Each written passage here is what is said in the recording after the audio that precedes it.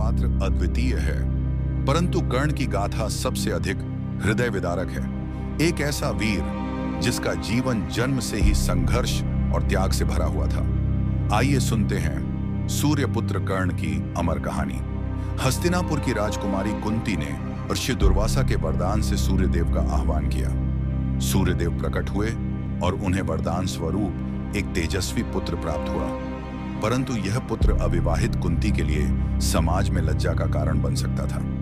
कांपते हाथों से, आंसुओं से भरी आंखों से कुंती ने उस नवजात को एक टोकरी में रखकर गंगा की धारा में बहा दिया और इस प्रकार वीर कर्ण का जीवन आरंभ हुआ, तिरस्कार और त्याग के साथ। वह टोकरी आकर ठहरी एक सारथी अधिरथ और उसकी पत्नी राधा के पास। उन्होंने उस बालक को अपनाया और उसका नाम रखा कर्ण। गरीब घर में जन्मे कर्ण ने कभी हार नहीं मानी। उसकी आंखों में हमेशा राजाओं जैसी चमक और हाथों में वीरों जैसी शक्ति थी। कर्ण धनुर्विद्या सीखना चाहता था, परंतु ब्राह्मणों और क्षत्रियों की दुनिया में एक सारथी पुत्र का क्या स्थान। किसी ने उसे शिष्य बनाने से इनकार कर दिया। तब कर्ण ने अपने आप को ब्राह्मण बताकर परशुराम से शिक्षा ली, परंतु जब सच्चाई सामने आई तो परशुराम ने श्राप दे दिया कि जब भी कर्ण को अपने ज्ञान की सबसे अधिक आवश्यकता होगी वह सब भूल जाएगा। यही श्राप आगे चलकर उसकी मृत्यु का कारण बना।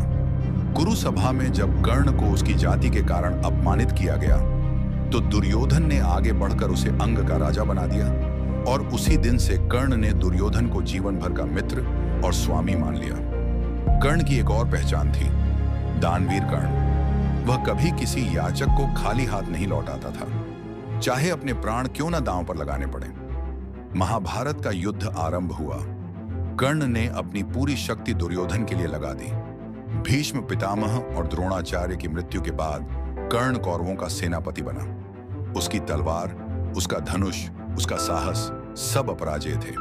अंततः कुरुक्षेत्र के मैदान में कर्ण और अर्जुन का सामना हुआ। यह युद्ध देवताओं तक ने देखा। कर्ण की रथ की धुरी टूट गई, वह भूमि में धंस गया। उसने अर्जुन से कहा, रथ निकालने दो, फिर युद्ध करूंगा। परंतु कृष्ण ने अर्जुन से कहा, यह युद्ध धर्म और अधर्म का है, संकोच मत करो। और एक बाण चला। वह बाण कर्ण के वक्षस्थल को भेदता हुआ निकल गया। सूर्यपुत्र कर्ण, दानवीर कर्ण युद्ध भूमि में धराशायी हो गया। उसके प्राण पखेरु उड़ गए, परंतु उसका नाम अमर हो गया।